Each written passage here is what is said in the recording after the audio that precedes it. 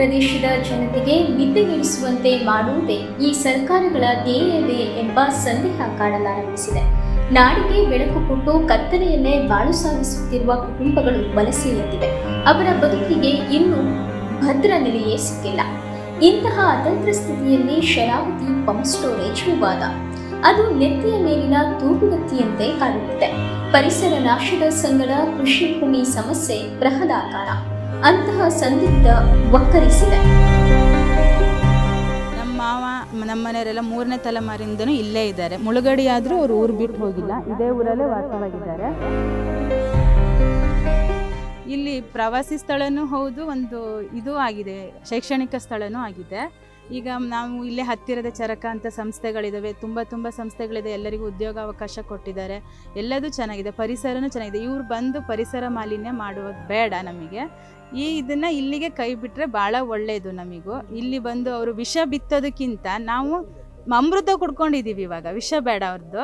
ಅದಕ್ಕಾಗಿ ಅಣುಸ್ಥಾವರ ಇನ್ನು ಇಲ್ಲೇ ಕೈ ಬಿಡಲಿ ಅಂತ ಹೇಳ್ತೀವಿ.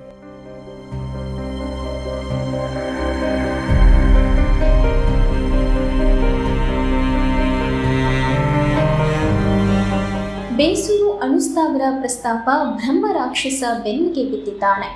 ಬೆಂಕಿ ಇಲ್ಲದೆ ಹೊಗೆಯಾಡದು. ಹವಾ ನಿಯಂತ್ರಿತ ಕೊಠಡಿಯ ಮಂದಿ ಕಾಗದದ ಮೇಲೆ ಕನಸು ಬರುವಂತೆ ಲೆಕ್ಕಾಚಾರ ಹಾಕಿ ಆಡಳಿತವನ್ನ ಹುಂಬರಂತೆ ಆಡಿಸುತ್ತಾರೆ. ನಮಗೆ ಹೆಸರು ಬಂದಿತ್ತು, ಓಟಿ ಸಿಕ್ಕಿತು ಎಂಬ ಒಂದೇ ಆಸೆಯಿಂದ ಪ್ರಸ್ತಾವನೆ ಕಳಿಸಿ ನೋಡೋಣ ಎಂದಿರುತ್ತಾರೆ. ಅದೇ ಸುದ್ದಿ ಬಿರುಗಾಳಿ ಕೊನೆಗೆ ಚಂಡಮಾರುತದಂತೆ ಸ್ಥಳೀಯರನ್ನ ಅಪ್ಪಳಿಸುತ್ತದೆ.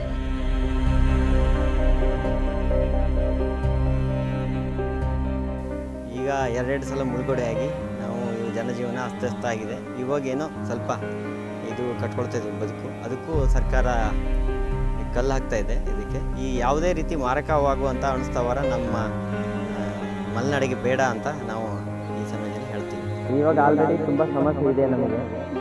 ಆದಮೇಲೆ ಮನೆಯೂ ಕ್ಯಾನ್ಸರ್ ಪೇಷಂಟು, ಆಮೇಲೆ ಪ್ರತಿಯೊಂದು ಡಯಾಬಿಟಿಸು, ಮುಂದೆ ಹುಟ್ಟುವ ಮಕ್ಕಳ ಮೇಲೆ ಪರಿಣಾಮ ತುಂಬ. ಈಗ ಒಳ್ಳೆ ರೀತಿ ಗಾಳಿ ನೀರು ಎಲ್ಲ ಮಲೆನಾಡು ಕಾಡು ಎಲ್ಲ ಜಾಸ್ತಿ ಇದೆ. ಇವಾಗೆಲ್ಲ ಬದುಕೋಕೆ ಒಂಥರ ಇದಿದೆ. ಮುಂದೆ ಆದಮೇಲೆ ತುಂಬ ಕಷ್ಟ ಆಗ್ತಾಯಿದೆ. ನಮಗೆ ಯಾವುದೇ ರೀತಿ ಮಾರಕ ಆಗುವಂಥ ಈ ಪ್ರಾಜೆಕ್ಟ್ಗಳು ಬೇಡ ನಮಗೆ.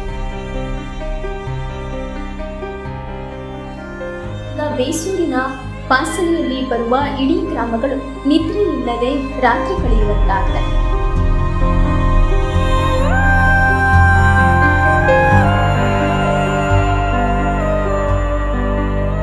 ನಾವು ಇಲ್ಲಿ ಸಾಧಾರಣ ಅಂದರೆ ನಮ್ಮ ಅಪ್ಪಾಜಿ ಕಾಲದಿಂದಲೂ ಇದ್ದೀವಿ. ನನಗೀಗ 70 ವರ್ಷ ಆಯ್ತು. ಈಗ ನನ್ನ ಹತ್ರ ಈ ಕೆಲಸ ಮಾಡೋಕ್ಕೂ ಆಗ್ತಿಲ್ಲ, ಆ ಥರ ಇದ್ದೀವಿ. ಈಗ ಅದೇ ಹೊದ್ದು ಮೂಲೆಯಲ್ಲೇ ನಾವು ಜೀವನ ಮಾಡ್ಕೊಂಡಿದ್ದೀವಿ. ಇದು ಅನುಷ್ಠಾವರ ಮಾಡಿದಾರಲ್ಲ, ಅದು ಬೇಡ ಅಂತ ನಮ್ಮದು ಒಂದು ಸಾಧನೆ ಐತೆ. ನಾವು ಈ ಒಕ್ಕಲೆಬ್ಸಕ್ಕಂತೂ ಬಿಡೋದೇ ಇಲ್ಲ. ನಾವು ಏನು ಬೇಕೋ ಅದು ಹೋರಾಟ ಮಾಡೇ ಮಾಡ್ತೀವಿ ನಾವು. ಈ ಬೇಸೂರು ಬಳಿ ಅಣುಸ್ಥಾವರ ಆಗುತ್ತದೆಯೇ ಎಂಬುದೇ ಈಗ ಕರಾಳ ಪ್ರಶ್ನೆ. ಸ್ಥಳೀಯರ ನೋವಿಗೆ ದನಿಯಾಗಲು K9 ನ್ಯೂಸ್ ಸುತ್ತಾಡಿದೆ ಹಾಗೂ ಜನಪ್ರತಿನಿಧಿಗಳ ಅಭಿಪ್ರಾಯಗಳನ್ನ K9 ನ್ಯೂಸ್ ಸಂಗ್ರಹಿಸಿದೆ. ಮಡೆಂದಿ ಡ್ಯಾಮಲ್ಲಿ ನಮ್ಮ ಅಜ್ಜರೆಲ್ಲ ಮುಳುಗಡೆಯಾದರು. ಅಲ್ಲಿಂದ ಮೇಲೆಲ್ಲ ಗುಡ್ಡ ಗೊರ ಕಟ್ಟಿಗೆ ಬಂದರು. ಮತ್ತು ಅಲ್ಲಿಂದ ಮತ್ತು ನಮ್ಮ ಅಪ್ಪರು ಲಿಂಗನಮಕ್ಕಿ ಡ್ಯಾಮಲ್ಲಿ ಅವರು ಮುಳುಗಡೆ ಆಯಿತು. ಅಲ್ಲಿಂದ ಬಂದೀವಿ ನಾವು. ಮತ್ತು ಈಗಲೂ ಮತ್ತು ಈಗ ನಮಗೂ ಎಲ್ಲಿಂದ ಇಲ್ಲಿ ಬಂದು ನಮ್ಮ ಅಪ್ಪ ಅಜ್ಜೆಲ್ಲ ಕಳೆದು ಹೋದ್ರೆ ಈಗ ಅವರೆಲ್ಲ ಅರಿಲ್ಲ. ಈಗ ನಾವು ಇರೋದು ಈಗ 3ನೇ ತಲೆಗಳು ನಮಗೆ. ಅದರಿಂದ ಈಗ ನಮಗೆ ಎಣಿಸ್ತವಾರ ಮತ್ತು ನಮಗೆ ಇಲ್ಲೆಲ್ಲ ಮಾಡಿದ್ದಾರೆ. ಈಗ ಅದು ನಮಗೆ ಬೇಡ. ಈಗ ನಮ್ಮಲ್ಲಿ ಬೇಡ, ನಮ್ಮ ಶಿವಮೊಗ್ಗ ಜಿಲ್ಲೆಗೆ ಬೇಡ. ನಾವು ಮುಳುಗಡೆಯಾಗಿ ಈ ಊರಿಗೆ ಬಂದವರು ಬೇಸೂರಿಗೆ, ಅಥವಾ 3ನೇ ಕಟ್ಟಿನ ಮುಳುಗಡೆಯಾಗಿ ನಾವು ಇಲ್ಲಿ ಊರಾಗಿದ್ದವರು. ಇದು ಬಂದು ಇದು ಇನ್ನೂ ಮುಳುಗಡೆ ಆಗೋಕ್ಕೆ ಸರ್ಕಾರದಿಂದ ಆಜ್ಞೆಗಳನ್ನು ನಮಗೆ ಆಸೆಗಳನ್ನು ವಾಸದ ತಲೆ 2 ಕಡೆಯಲ್ಲಿ ಆ ತಾಣಗಳನ್ನು ನಮಗೆ ಬಿಡುಗಡೆ ಆಗಬೇಕು. ಈ ಜಾಗಕ್ಕೆ ಬರ್ಬಾರ್ದು ಅಷ್ಟೇನಿಲ್ಲ. ಈಗ ನಮ್ಮ ಅಜ್ಜ ಅಪ್ಪನವರು ಅವಾಗಿಂದ ಹಕ್ಕುಪತ್ರ ಅಲ್ಲೇ ಮುಳುಗಡೆ ಇದ್ದ ಹಕ್ಕುಪತ್ರ ACFS ಇವತ್ತಿದೆ ಕೇಳಿದ್ರೆ ನಮಗೆ ಹಕ್ಕುಪತ್ರ ಇಲ್ಲ. ಈಗ ಮನೆ ವಾಸವಾಗಿದ್ದು ಒಂದು ಹಕ್ಕುಪತ್ರ ನಮಗೆ ಕೊಟ್ಟಿಲ್ಲ. ಅದರಿಂದ ಹೋರಾಟ ನಡೀತಾನೆ ಇದೆ. ನಾವು ಕೇಳ್ತಾ ಇದ್ದೀವಿ, ಅವ್ರು ಕೊಡ್ತಾನೇ ಇಲ್ಲ. ನಾವು ಏನೋ ಒಂದು 100-200 ಅಡಿಕೆ ಸಸಿನ ಇಟ್ಕೊಂಡು ಗದ್ದೆ ಮಾಡ್ಕೊಂಡು ಜೀವನ ಸಾಗಿಸ್ತಾನೆ ಇದ್ದೀವಿ. ನಮಗೆ ಇವತ್ತು ನಮ್ಮ ಹಕ್ಕುಪತ್ರ ಕೊಟ್ಟಿಲ್ಲ. ಅದು ಸರ್ಕಾರ ಕೊಡಬೇಕು. ಅದಕ್ಕೋಸ್ಕರ ಅಣುಸ್ಥಾವರವನ್ನು ಮಾಡೋಕೆ ಬಿಡೋದಿಲ್ಲ. ನಮಗೆ ತೊಂದರೆ ಆಗ್ತದೆ.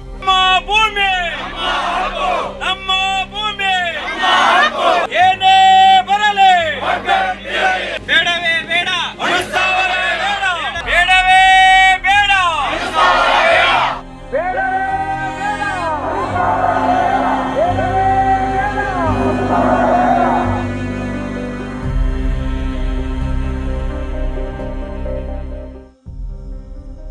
ಸಂದರ್ಭದಲ್ಲಿ ಇಷ್ಟು ಮಾತ್ರ ಹೇಳಲಿಕ್ಕೆ ಇಚ್ಛೆ ಪಡ್ತೇನೆ. ಇವತ್ತು ಕೇಂದ್ರ ಸರ್ಕಾರ ಇರ್ಲಿ, ಅಲ್ಲಿ ಏನ್ ಗಮನ ಸೆಳೆಬೇಕು, ನಿಮ್ ರಾಜನ ನಿಮ್ ಧ್ವನಿಯಾಗಿ ಸೇತುವೆಯಾಗಿ ನಿಮ್ಮೆಲ್ಲರ ಜೊತೆಗೆ ಹೋದ ಆ ದಿಕ್ಕಲ್ಲೂ ಕೂಡ ಗಮನ ಕೊಡ್ತೀನಿ. ಇಲ್ಲಿ ರಾಜ್ಯ ಸರ್ಕಾರದ ಪ್ರತಿನಿಧಿಯಾಗಿ ಗೌರವ ಗೋಪಕೃಷ್ಣ ಬೇಳೂರ್ ಅವರಿದ್ದಾರೆ, ಜಿಲ್ಲಾ ಮಂತ್ರಿ ನಮ್ಮ ಜಿಲ್ಲೆಯವರಿದ್ದಾರೆ. ಈ ಸಂದರ್ಭದಲ್ಲಿ ಇನ್ನು ಅವರಿಗೂ ಕೂಡ ನಾವು ಮನವಿಯನ್ನ ಕೊಡೋಣ. ಯಾವುದೇ ಕಾರಣಕ್ಕೂ ಏನಿವತ್ತು NTPC ಯಿಂದ ಅನುಸ್ತಾರ ಪ್ರಸ್ತಾವನವನ್ನ ನಿರ್ಮಾಣ ಮಾಡಬೇಕು.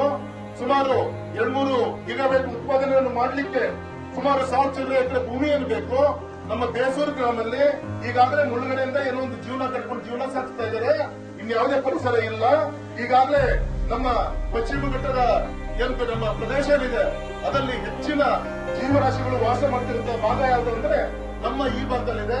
ಹಾಗಾಗಿ ಪ್ರಕೃತಿ ಕೊಟ್ಟಂತ ನೀರು ಇವತ್ತು ನಮಗೆ ಹಿನ್ನಡೆ ಆಗ್ಬಾರ್ದು. ಆ ದೇವರು ಕೊಟ್ಟಂತ ಆ ನೀರನ್ನ ಅದರಿಂದ ನಮ್ಮ ಹೊಟ್ಟೆಗಳು ಹೊಡೆಯುವಂತ ಕೆಲಸವನ್ನ ಯಾವುದೇ ಸರ್ಕಾರಗಳು ಮಾಡಬಾರದು ಅಂತ ಹೇಳಿ ಆ ದಿಕ್ಕಲ್ಲಿ ನಾನು ಕೂಡ ರೈತರ ಮಗನಾಗಿ ನಾನು ನಮ್ಮ ಆಲಪ್ಪನವರು ಇತರರೆಲ್ಲ ನಾಯಕರ ಜೊತೆಗಿದ್ದು ನಿಮ್ಮ ಹೋರಾಟಕ್ಕೆ ಸದಾ ಇರಬೇಕು. ನನ್ನ ಕರ್ತವ್ಯ ಇಲ್ಲ ಅಂತ ದೇವರು ಒಳ್ಳೇದು ಮಾಡಲ್ಲ, ನನಗೂ ಕೂಡ ಒಂದು ತುತ್ತು ಅನ್ನ ಕೊಡಲ್ಲ.